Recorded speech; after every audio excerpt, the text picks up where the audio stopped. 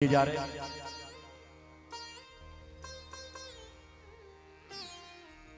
तो उसमें मीठा कौन कराएगा?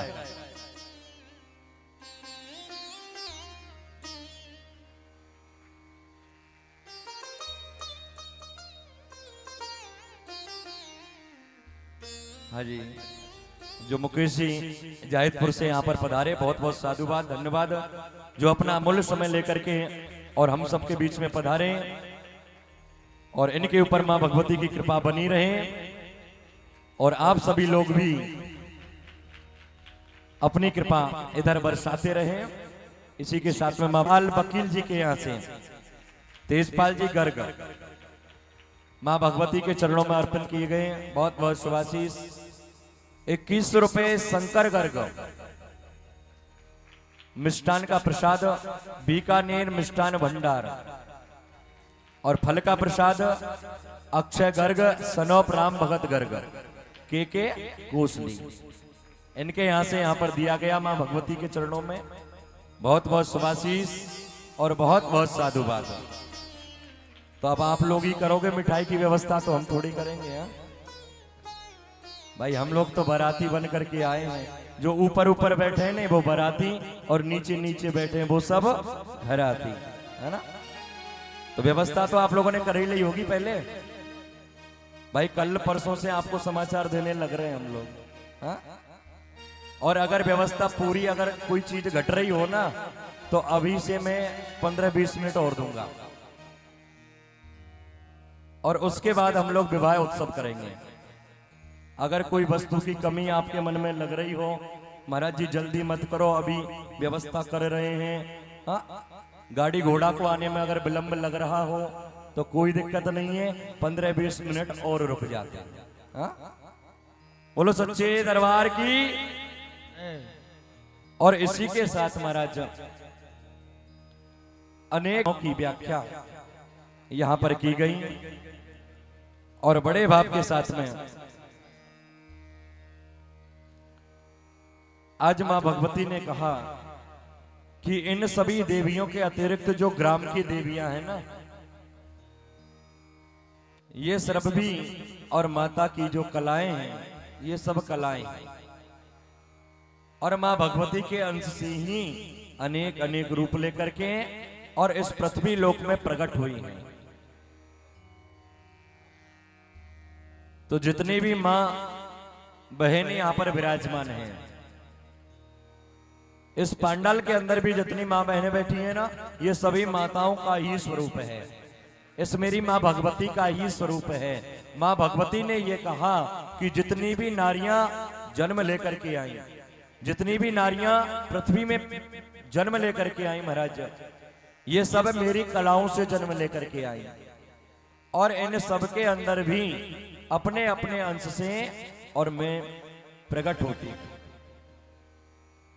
इसलिए अपने जीवन में यह प्रयास करना चाहिए सज्जनों कि कभी भी नारियों का अपमान नहीं करना चाहिए। अगर आपने नारियों का अपमान किया तो आप लोग मानो आपने प्रकृति का अपमान किया। और जो स्त्रियां होती हैं ना महाराज, 3 प्रकार की बतलाई। कौन कौन सी? उत्तम, मध्यम और अधम।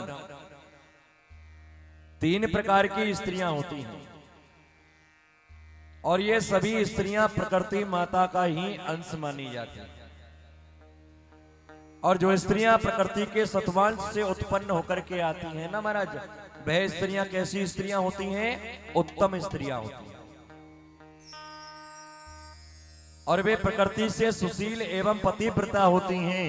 और जो देवी के रजोगुणी से उत्पन्न होकर के आती हैं, वह स्त्रियां मध्यम कोटि की होती हैं, और जिनमें रजोगुण की प्रधानता होती है, और जो भोगों में ही आसक्त रहती हैं महाराज, और केवल भोग भोगने में ही अपने कार्यों में जो दक्ष होती हैं, ऐसी नारियों को और अधम कहा गया है। जो नारियां महाराज झगड़ालू प्रवृत्ति की, छल कपट करने वाली, स्वेच्छाचारिणी, जिनके ऐसे आचरण होते हैं महाराज, उनको अधम बतलाया गया है। इसलिए अब आपको कौन सी स्तर की बनना है वो आपके ऊपर है। हाँ? भाई आपको उत्तम बनना है कि मध्यम बनना है कि अधम बनना है, ये सब आपके ऊपर है, क्योंकि एक अंश से मां भगवती आपके अंदर भी विराजमान रहती है। और ये प्रकृति ही तो है जो कि महाराज इस प्रकृति की पूजन केवल हमारे भारतवर्ष में होता है। नारियों की जो पूजा बतलाई ना महाराज, केवल हमारे भारतवर्ष में नारियों की पूजा होती है और अन्य देशों में नहीं होती। केवल भारत देश ही ऐसा है जिस देश में और नारियों का सम्मान किया जाता है, नारियों को पूजा जाता है। इसीलिए और मेरा जो भारत देश है, ये भारत देश महान है और हमें यह गर्व करना चाहिए सज्जनों। कौन सा गर्व? हाँ? कि हम उस देश के वासी हैं जिस देश में गंगा बहती है। हमारा जो भारत देश है कैसा देश है महाराज? यहाँ की हर एक डाल पर और जो सोने की चिड़िया हमारे देश को कहा जाता था। एक दिन वो था जब हमारे भारत देश को लोग और सोने की चिड़िया के नाम से जानते थे। इसलिए हमें गर्व होना चाहिए कि हम उस देश में निवास करते हैं जहां पर और नारियों का सम्मान होता है, मां गंगा प्रवाहित होती है। वो जहाँ डाल डाल पर सोने की चिड़िया करती है बसेरा, वो भारत देश है मेरा, वो भारत देश है मेरा, वो भारत देश है मेरा, वो भारत देश है मेरा। जहाँ डाल डाल पर सोने की चिड़िया करती है बसेरा, वो भारत देश है मेरा, भारत देश है मेरा। जहाँ सत्य अहिंसा और धर्म का पग पग लगता डेरा, वो भारत देश है मेरा, वो भारत देश है मेरा, वो भारत देश है मेरा, ये भारत देश है मेरा।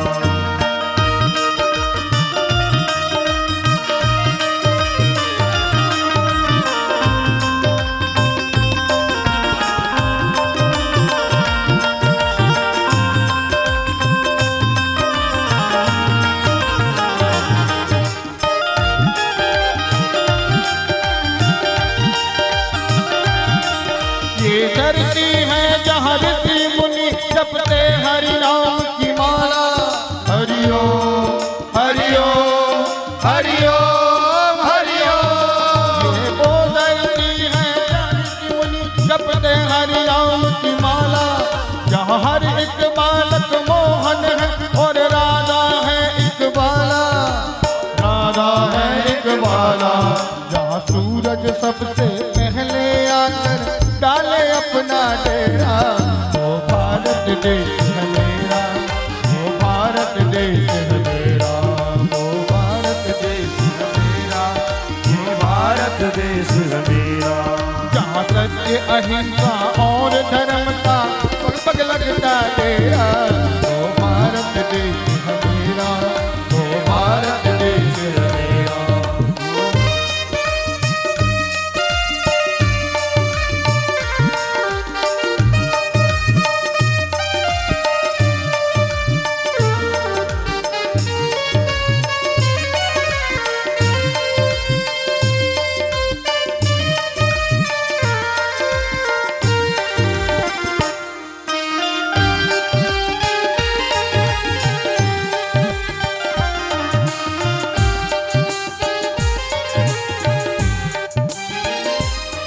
जहाँ गंगा यमुना कृष्ण और कावेरी बहती जाए, हरिओ हरिओ हरिओ हरिओ।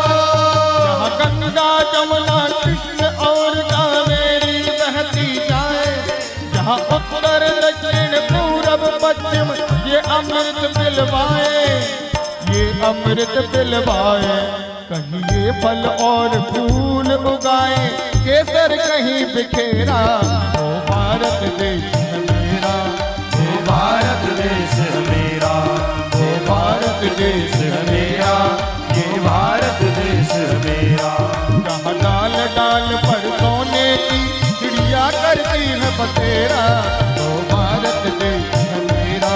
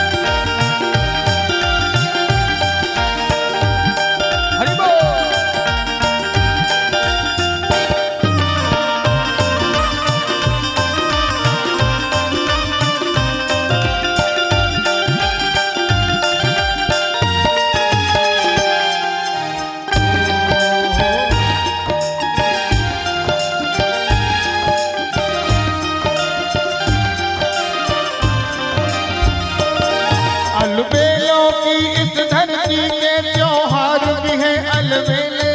हरिओ हरिओ हरिओ हरिओ। अलबेलों की इस धरती के त्योहार भी हैं अलबेले। कहीं दिवाली की जगमग है, होली के कहीं है मेले, होली के कहीं है मेले। जहाँ राग रंग और हंसी खुशी का चारों ओर हो डेरा। ये भारत देश मेरा, ये भारत देश मेरा।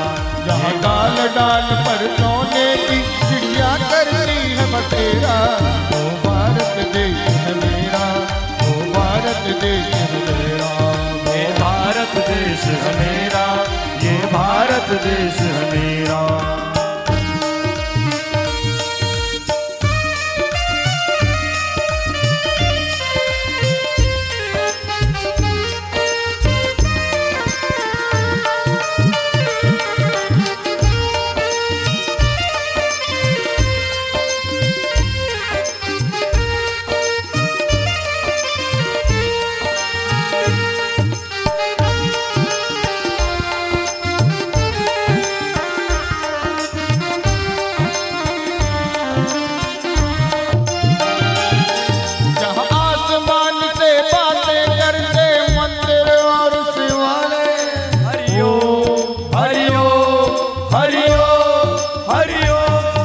आसमान से बातें करते मंदिर और शिवालय। किसी नगर में किसी द्वार पे कोई ताला यहाँ न डाले, हर ताला यहाँ न डाले। और प्रेम की बंसी यहाँ बजाता आए श्याम सलोना। ये भारत देश मेरा, ये भारत देश मेरा।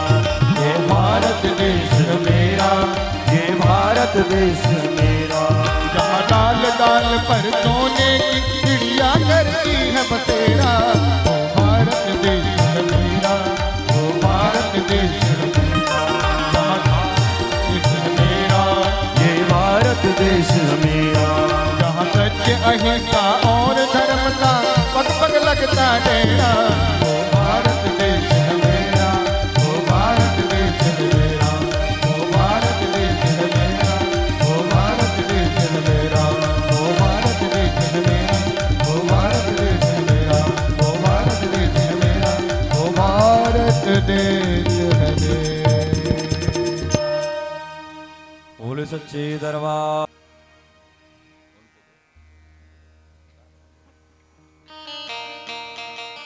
हाँ जी, इसी के बीच और 21,000 रुपए की भेंट राशि। एक बार ताली बजाते हुए अभिनंदन करेंगे हमारे मुकेश जी जाहिदपुर वालों का, जिन्होंने अपनी पुण्य कमाई में से 21,000 रुपए की भेंट राशि मां भगवती के चरणों में अर्पण करते हैं। और मां भगवती की कृपा इसी प्रकार और इन पर बनी रहे। और इसी प्रकार और जगह जगह जहां जहां धर्म के आयोजन रहते हैं वहां पर जाकर के महाराज पुण्य के भागी बनते रहें और आप लोगों का आशीर्वाद मिलता रहे। बोलो सच्चे दरबार की।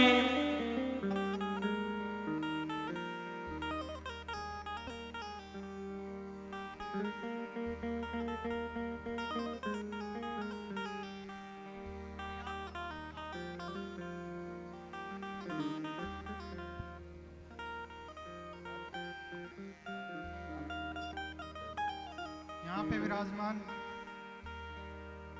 मेरी माता बहनों सभी को नवरात्रों की बहुत बहुत शुभकामनाएं। मैं माता रानी से यही आस्था रखता हूँ, आशा करता हूँ, हे माता, ये जितनी भी मेरी बहन और माता यहाँ पे बैठी हैं इनकी सभी मनोकामना पूर्ण हो। इनके घर में सदा सुख रहे, समृद्धि रहे, इनका स्वास्थ्य सदा अच्छा रहे। और मैं एक छोटे से भजन की फरमाइश चाहता हूँ, वो कृपया करके सुना दे। मेरे अंदर जो भावना, जो मेरे माँ बाप ने संस्कार दिए हैं, वो आपको इस भजन के मार्फत आप लोगों को समझ आ जाएंगे। बस इतना ही कहना चाहता हूँ। जय हिंद, जय भारत। तोता वाली माता तेरी सदा ही जय। और इसी के बीच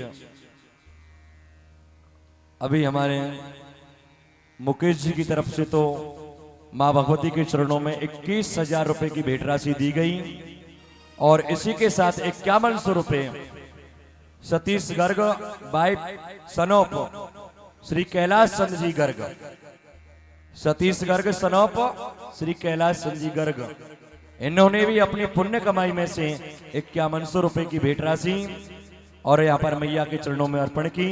बहुत बहुत साधुवाद, बहुत बहुत शुभाशीष।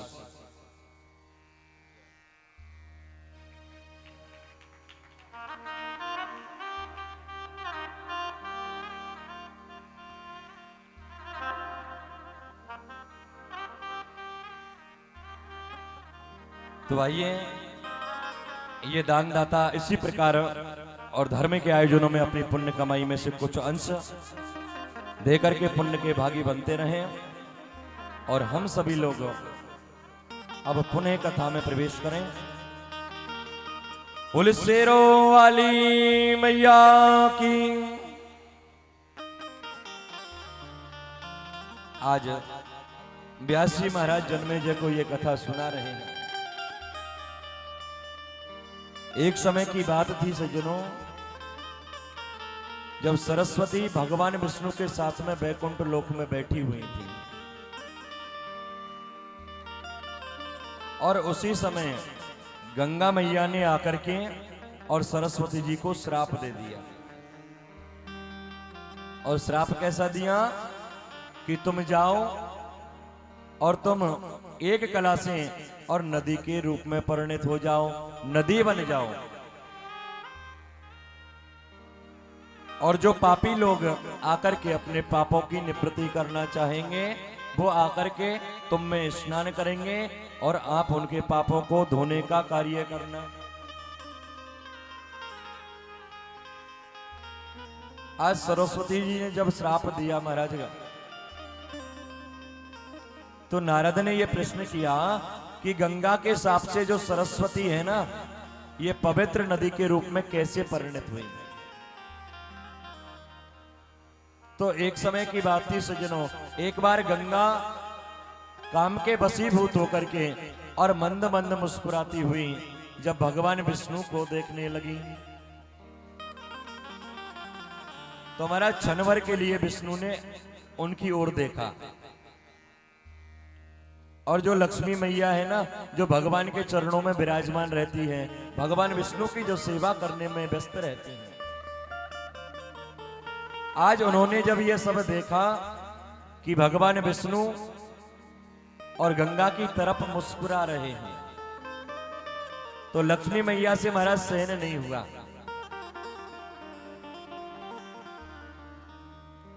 आज जब उनसे सहन नहीं हुआ तो उनके मन में यह विचार हुआ सज्जनों, और वो हंस करके जब सरस्वती को समझाने लगी, लेकिन जो सरस्वती मैया वहां पर थी ना महाराज, उनको भी क्रोध आ गया और वह भगवान विष्णु से ये कहने लगी कि तुम एक उत्तम और श्रेष्ठ बुद्धि वाले पुरुष हो, और जो पति अपनी सभी पत्नियों से एक समान प्रेम नहीं करता। ध्यान देना, जो पति अपनी पत्नियों में पक्षपात करता है, इसलिए मैंने आज ये समझ लिया है कि आपका जो मन है ना, वो गंगा और लक्ष्मी के प्रति कुछ ज्यादा है। किसने कहा? सरस्वती जी ने कहा। आज भगवान ने जब सुना, आज भगवान ने कुछ नहीं कहा, वहां से खड़े हुए और कहीं अन्यत्र चले गए, बगैर कुछ कहे ही, और वहां से चले गए महाराज उठ करके। क्योंकि सरस्वती जी ने इतने कड़वे वचनों को जब कहा, तो आज ऐसा कह करके सरस्वती, जैसे भगवान विष्णु वहां से खड़े होकर के गए, आज सरस्वती ने गंगा के बालों को नोचना आरंभ कर दिया। और गंगा और सरस्वती मैया के बीच में जब झगड़ा आरंभ हुआ तो लक्ष्मी मैया वहीं पर थी। उन्होंने देखा, महाराज उनको बचाने का प्रयास किया। बोले नहीं नहीं, अरे देवियों आप आपस में क्यों झगड़ रही हो?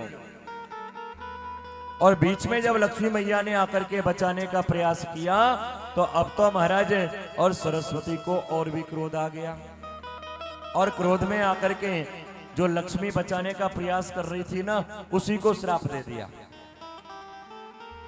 क्या कहा? अरे लक्ष्मी, तुम बड़ी वाचाल हो, अरे तुम्हारे अंदर भी कोई लज्जाशील नहीं है? हा? इसलिए आज सरस्वती ने महाराज ये श्राप दिया कि लक्ष्मी, जिस सरस्वती ने तुमको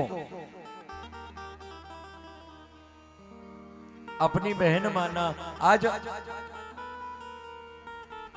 तुम मेरे पक्ष में और मेरे प्रति कोई बात नहीं करती हो, इसलिए मैं तुम्हें श्राप देती हूं। और क्या श्राप दिया महाराज?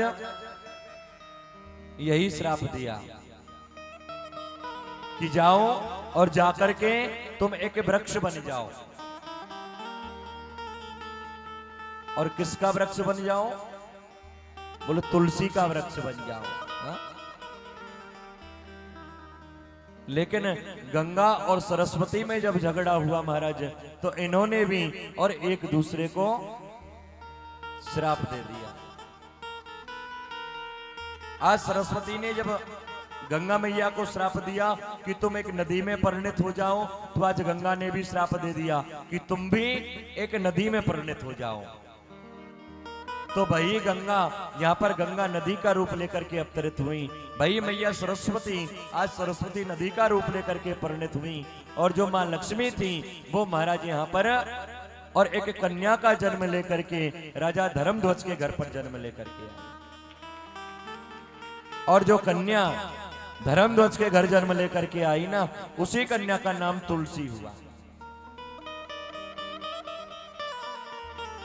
लेकिन महाराज एक कन्या के रूप में इसने जब जन्म लिया, बाद में जाकर के तुलसी बनी। तो आज भगवान ने गंगा से कहा कि देवी, तुम सबने आपस में एक दूसरे को श्राप दे दिया,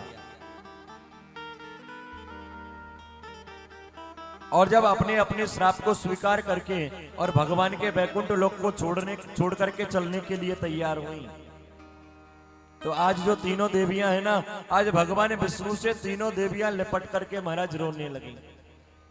आज सरस्वती की आंखों में आंसू आ गए हैं, गंगा भी रोने लगी और लक्ष्मी भी आज अपने पति को छोड़ करके और महाराज जब चलने लगी तो बड़ी दुखी होने लगी। आज लक्ष्मी ने कहा और अपने पति विष्णु के चरणों में जब प्रणाम किया,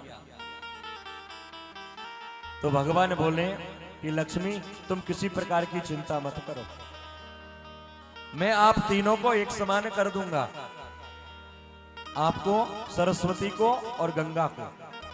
अब तुम तीनों अपने अपने अंश से पृथ्वी पर जाओ, अपने श्राप का जो भोग है उसे सहन करो, और एक अंश से आप मेरे पास में रहो। जाओ तुम धर्मध्वज के यहां पर जाकर के जन्म लो। अब तो महाराज जो लक्ष्मी है वही यहाँ पर तुलसी के रूप में, कन्या के रूप में और जन्म लेकर के प्रकट हुई महाराज।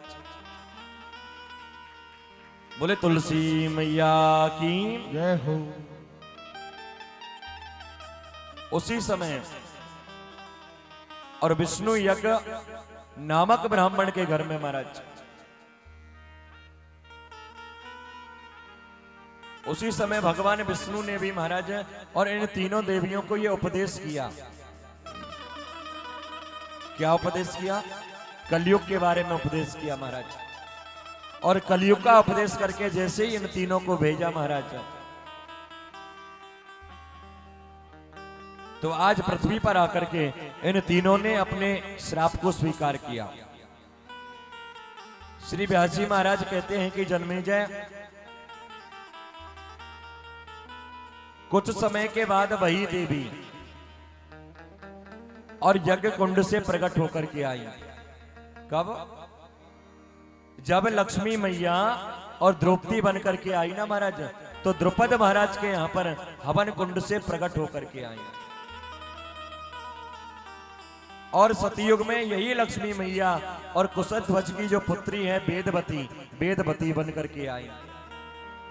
अच्छा, त्रेता युग में यही लक्ष्मी मैया और जनक की पुत्री सीता बन करके आई।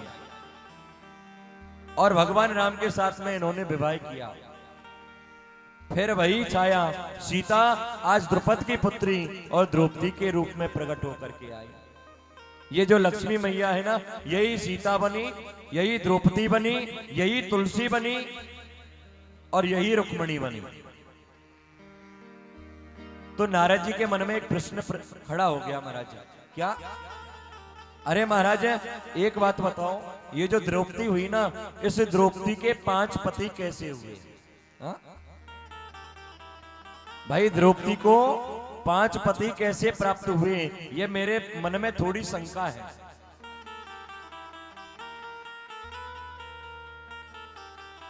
द्रौपदी के 5 पति कैसे हुए महाराज? इस संदेह को यहां पर दूर करो। तो आज भगवान ने कहा कि देवऋषि नारद,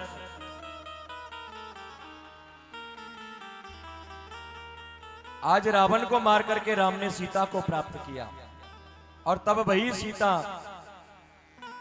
को ये चिंता होने लगी कि राम अग्नि की आज्ञा पा करके और शिव की उपासना करने लगी महाराज। जब वही सीता और भगवान शंकर की उपासना करती है तो उसी समय वह और कामातुर होने लगी, और भगवान शिव से महाराज पति प्राप्ति के लिए, और जब भगवान की तपस्या की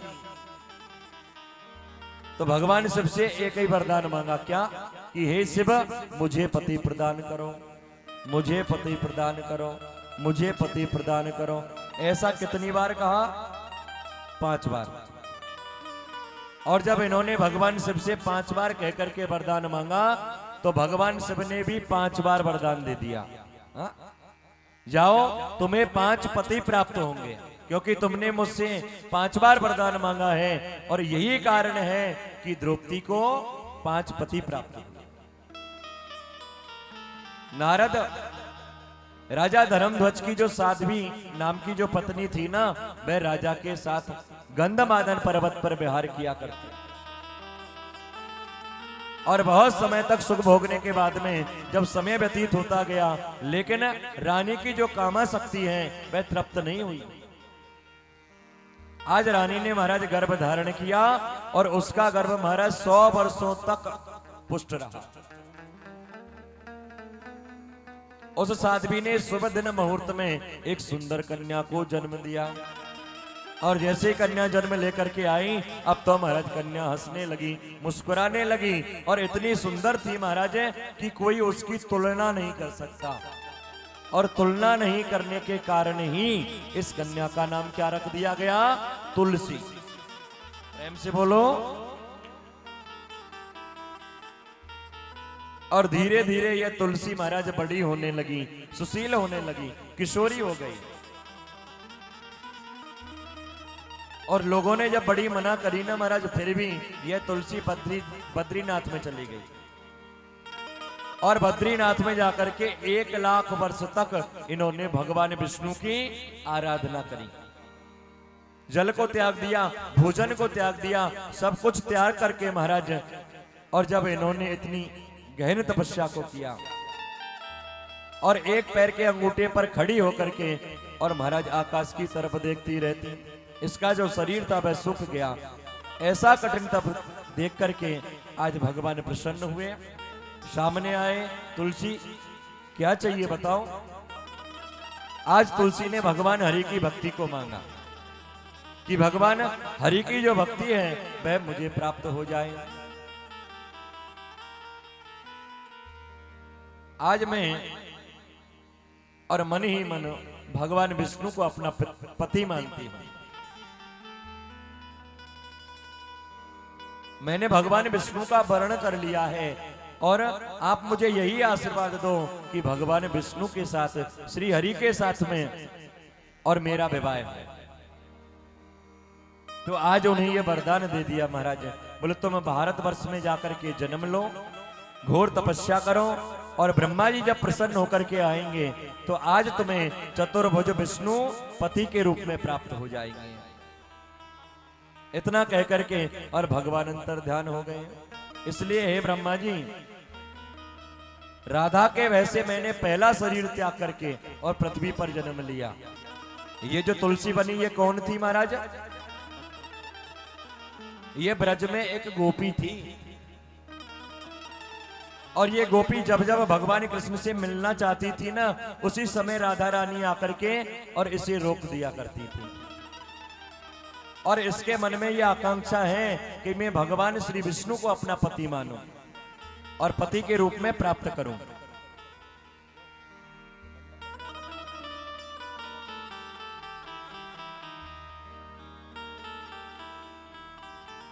आज इन्होंने और पूर्व जन्म की सारी बातें याद आ गईं, और इनको यह भी आशीर्वाद मिला जब गोपी के रूप में भगवान से और नहीं मिल पाई, तो आज भगवान ने कह दिया कि गोपी तुम एक दिन और तुलसी का वृक्ष बनोगी, और तुलसी का जब जन्म तुम लेकर के आओगी तो मैं तुम्हारे साथ में और विवाह करूंगा। प्रेम से बोलो। आज भगवान नारायण बोले कि नारद, एक समय की बात है, वृषध्वज की कन्या तुलसी शांति से जब अपने पलंग पर सो रही थी, उसी समय कामदेव भगवान ने आकर के और महाराज अपने पांचों के पांचों बाणों को चला दिया। और जैसे ही काम के पांचों बाण चले, अब तो महाराज उसके मन में ऐसा वेग उठने लगा, कभी खड़ी होकर के चले, कभी बैठ जाए, कभी सो जाए, कभी फिर जाग जाए। उसका मन लगता नहीं, क्योंकि उसने स्वप्न में एक युवक को देखा महाराज। और कैसा युवक? बहुत सुंदर युवक। और उसको स्वप्न में ऐसा प्रतीत होने लगा कि उस युवक ने आकर के मेरा आलिंगन कर लिया हो, मुझे अपने हृदय से लगा लिया हो, और महाराज बड़ी मीठी मीठी बातें करता है। और लेकिन जैसे ही उसकी निद्रा टूटी महाराज, कोई नहीं था। आज उसने महाराज भगवान से प्रार्थना करी, हे प्राणनाथ, आप स्वप्न में जो मेरे आए, अब मुझे स्वप्न में छोड़ करके क्यों जा रहे हो? अरे थोड़ी देर मेरे पास में आओ, मेरे पास में बैठो और मुझसे बातें करो। ये युवक कौन था महाराज? इस युवक का ही नाम था शंखचूड़, और ये भगवान का ही अवतार था। आज शंखचूड़ ने जब सुना महाराज, आज तुलसी ने ऐसे युवक को जब अपने पास में आया देख करके और बड़ी प्रमुदित होने लगी, बड़ी प्रसन्न हुई। तुलसी ने भी अपना परिचय दिया, महाराज मैं धर्मध्वज की पुत्री हूं और वन में तप करने के लिए आई हूं, आप यहां से। लेकिन जब से मैंने आपको देखा है ना, मेरा मन एकाग्र हो गया है,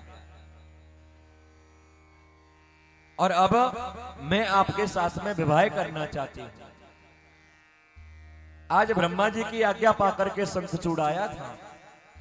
आज ब्रह्मा जी के कहने पर शंखचूड़ आया, आकर के महाराज तुलसी जी के साथ में बैठ करके और बड़ी सुंदर पद्धति के साथ में, और ब्रह्मा जी ने इन दोनों का और विवाह कराया महाराज।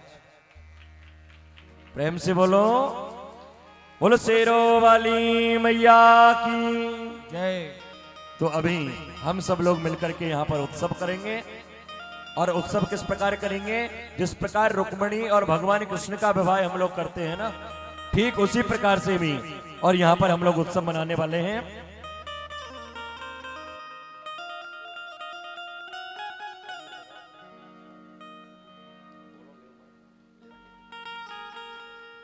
और इसी के बीच में 2100 रुपए सुमन बाई ऑफ प्रवीण जी व्यासपीठ पर आए, आशीर्वाद प्राप्त करें।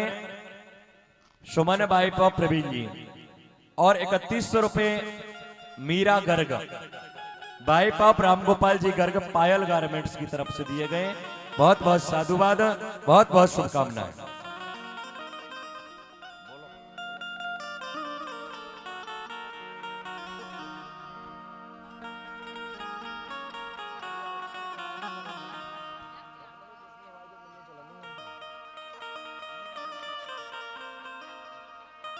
मीरागढ़ में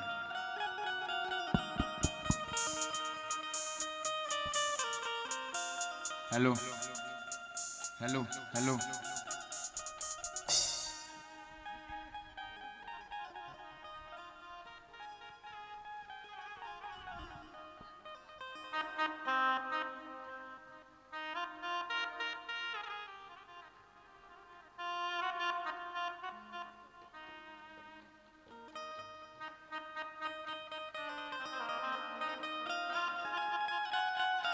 जोरदार तालियां व्यास जी महाराज के लिए।